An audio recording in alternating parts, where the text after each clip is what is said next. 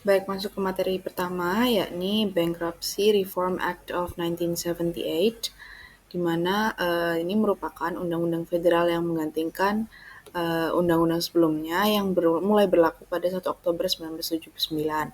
Dan di sini membentuk hukum kepailitan yang komprehensif di Amerika Serikat.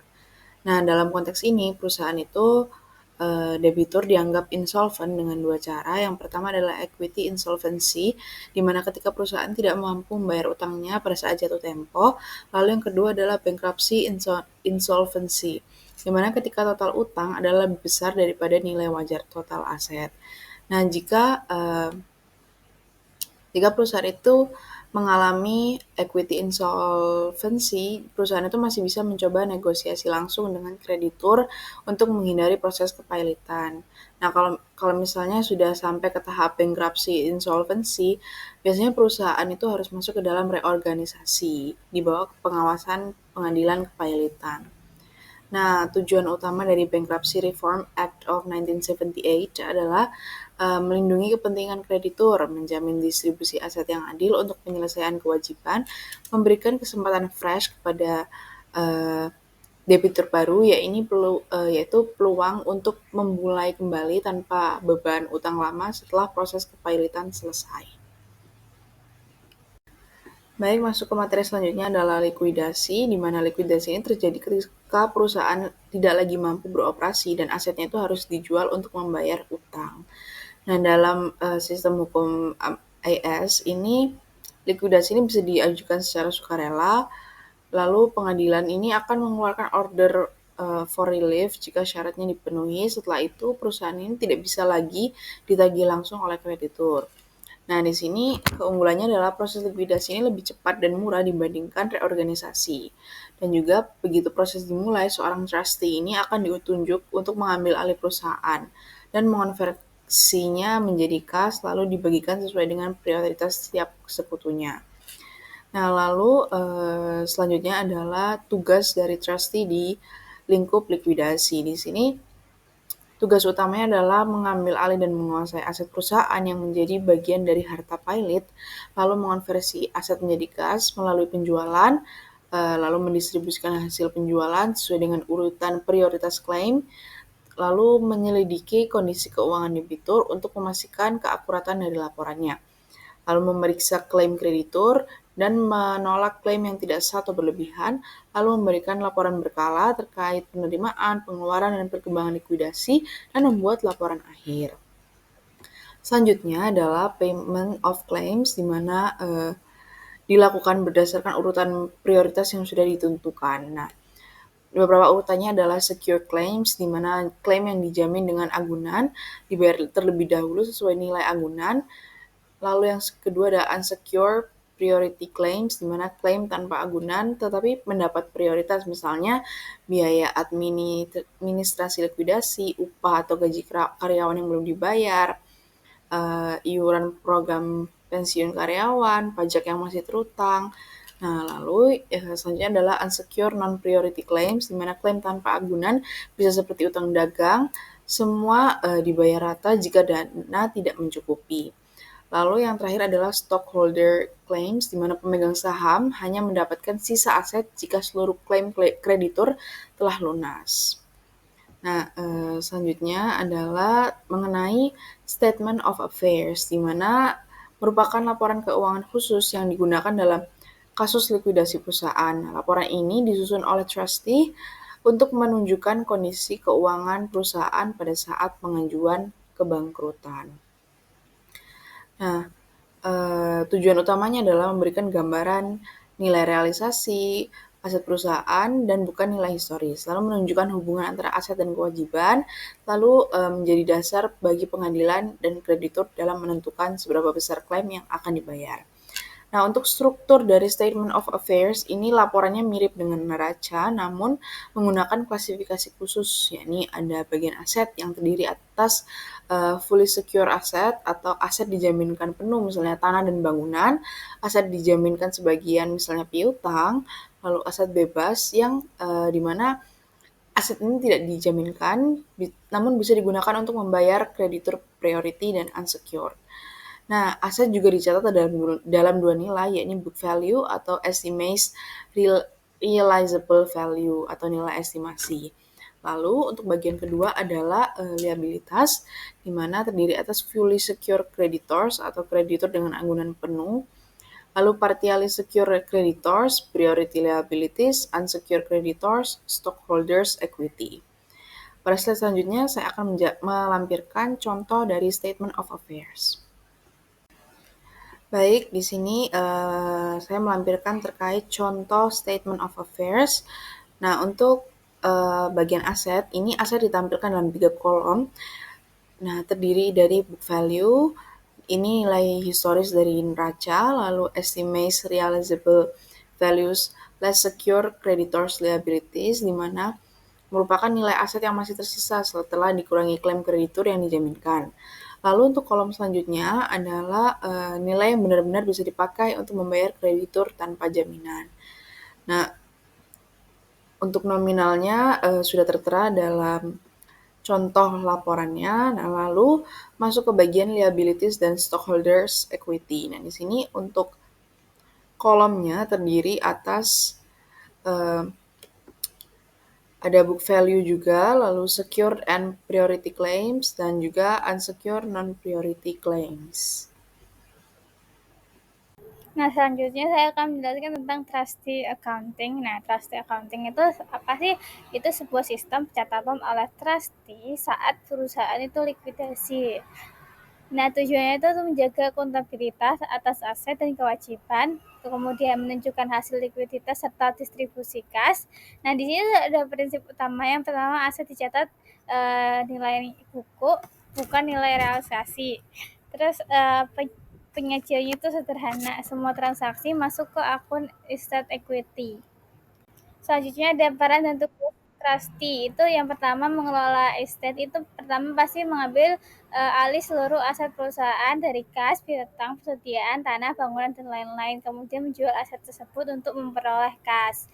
Terus pasti mengurus kewajiban, yaitu mengidentifikasi semua utang lama maupun klaim baru yang muncul. Terus menolak klaim yang tidak sah atau tidak terbukti, kemudian membayar kewajiban sesuai dengan prioritas hukum. Terus kreditur dengan jaminan secure claim dan klaim prioritas seperti gaji, pajak, biaya, dan administrasi. Terus yang terakhir ada kemudian ada kreditur umum itu seperti unsecured non-priority. Yang terakhir itu pastinya pemegang saham. Terus yang ketiga itu ada pelaporan akuntansi, tugasnya yaitu membuat statement of cash receive and disbursement atau arus kas masuk dan arus kas keluar selama likuidasi. Nah, selanjutnya ada statement of change in asset equity, yaitu perubahan ekuitas akibat laba atau rugi, realisasi aset dan beban.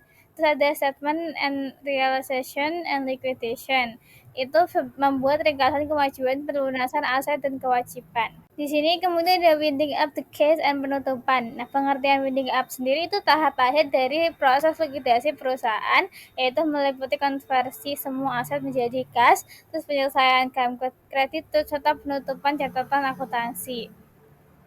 Terus proses utama yaitu dari winding up ini melikuidasi seluruh aset yang tersisa, yaitu dari penjualan, penagihan piutang, dan penyelesaian beban prabayar dan lain-lain. Yang kedua itu membayar klaim sesuai urutan prioritas hukum, seperti yang tadi ada kan, itu biaya administrasi, klaim gaji, pajak, kreditur tanpa jaminan, terakhir pemegang saham. Kemudian menyusun laporan akhir yang menunjukkan penerimaan kas, pengeluaran, serta posisi akhir estate. Di sini tuh karakteristiknya aset dicatat pada nilai buku atau book value, bukan dari nilai realisasi, karena nilai realisasi itu sulit diestimasi saat awal.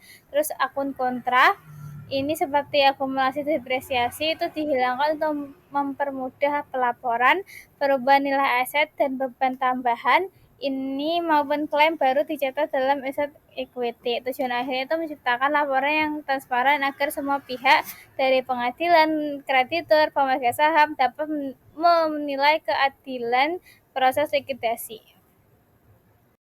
Baik, yang selanjutnya di sini saya akan menjelaskan mengenai reorganisasi. Nah, di sini awal saya akan menjelaskan mengenai pengoperasian reorganisasi. Reorganisasi ini dapat memakan waktu selama 6 bulan hingga beberapa tahun.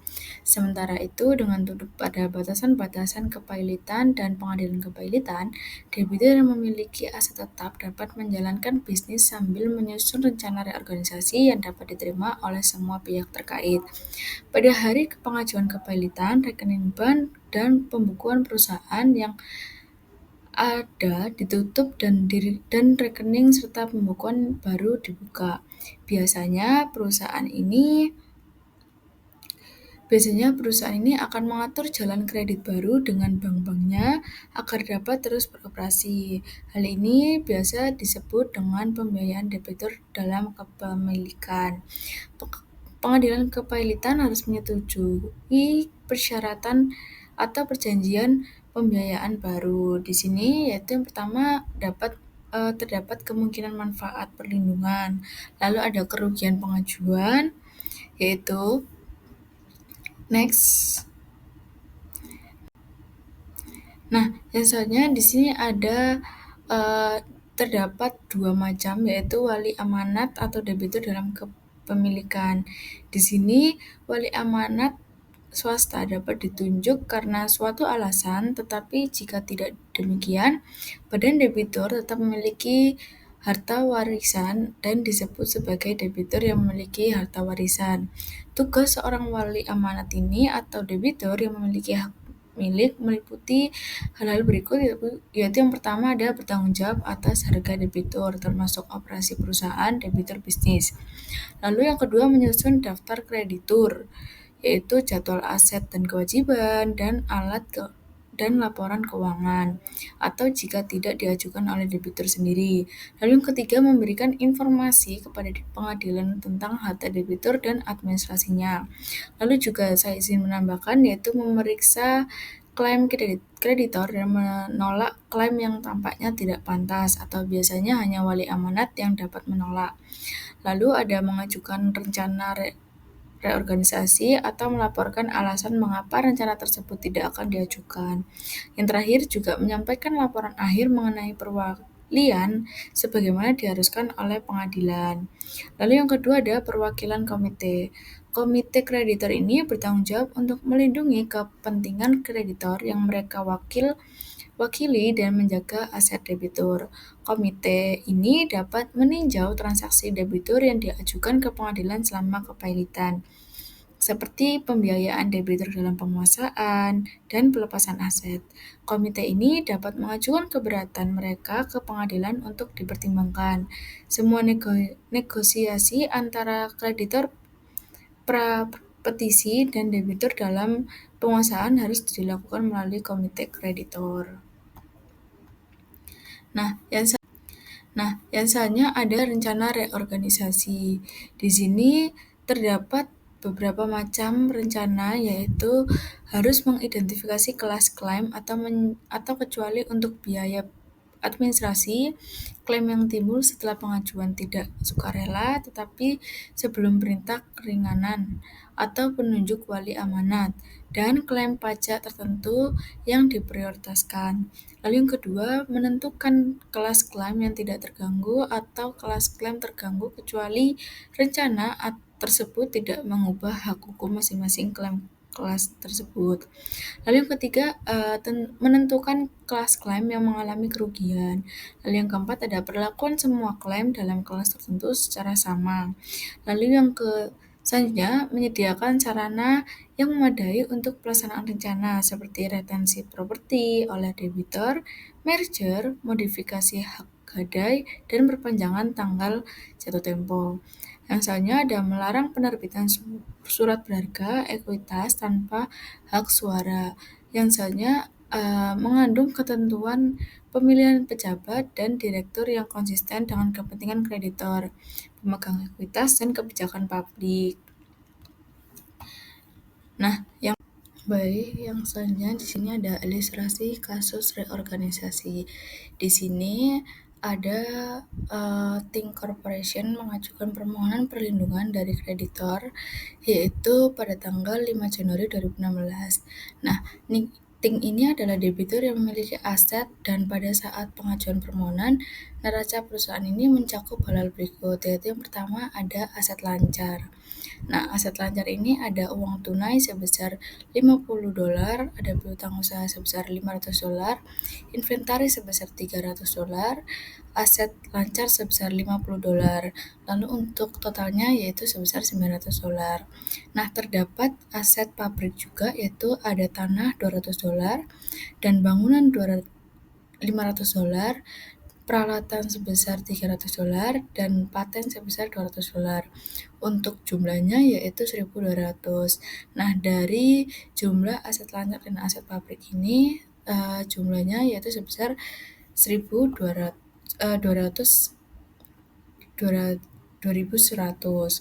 Nah, selanjutnya ada kewajiban lancar, yaitu terdapat akun hutang sebesar $600 dan pajak yang harus dibayar sebesar $150 dan bunga yang masih harus dibayar pada obligasi 15% sebesar $90 dan wesel bayar ke bank sebesar 15% yaitu $260. Lalu dulu untuk jumlahnya yaitu $1.100. Nah, yang selanjutnya ada obligasi yang dibayarkan yaitu sebesar $1.200. Selanjutnya ada defisit pemegang saham, yaitu ada modal saham $500, defisit sebesar -700, lalu itu totalnya -200. Lalu untuk total dari kewajiban lancar, obligasi yang dibayarkan, dan defisit pemegang saham yaitu 1.100 ditambah 1.200 dikurangi 200 yaitu berjumlah 2.100. Nah, yang selanjutnya di sini pada tanggal pengajuan rekening buku dan buku tik ditutup dan serangkaian buku baru dibuka. Perusahaan ini mengatur pembiayaan jangka pendek dengan bank atau dengan persetujuan pengadilan kepailitan untuk melanjutkan operasi sambil menyusun rencana reorganisasi. Selama tahun 2016, tidak ada kewajiban prapetisi yang dibayarkan dan tidak ada bunga yang diakrual atas wesel bank atau obligasi yang terutang. Pengadilan kepailitan mengizinkan TIK Corporation untuk menginvestasi sebesar $100 dalam peralatan baru pada bulan Agustus 2016. Peralatan baru ini memiliki masa manfaat 5 tahun dan TIK menggunakan metode penyusutan garis lurus yang dihitung hingga setengah tahun terdekat. Biaya penyusutan gedung adalah $50.000 per tahun dan tarif penyusutan untuk peralatan lama adalah $60.000 per tahun. Amortisasi paten adalah $50.000 per tahun dan tarif penyusutan untuk peralatan lama yaitu $60.000 per tahun.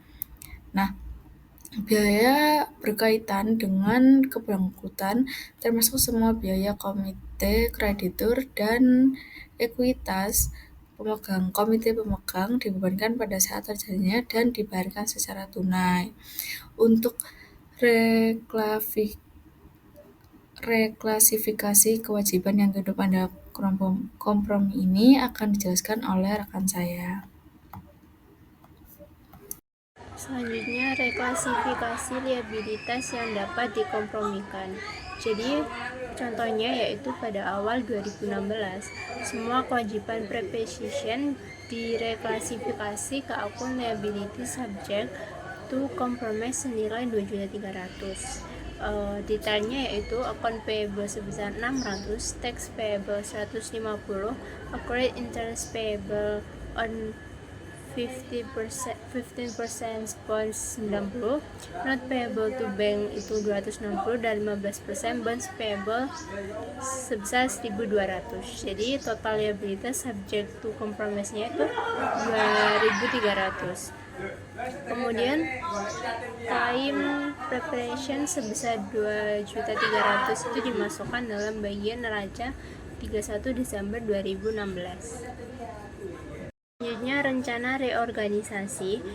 Yang pertama, nilai reorganisasi yang disepakati adalah 2.200.000.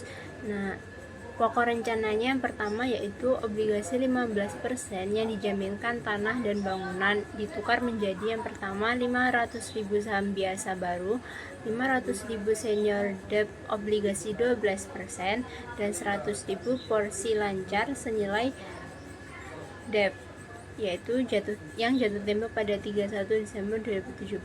Kemudian klaim pajak prioritas itu 150.000 dibayar tunai setelah konfirmasi.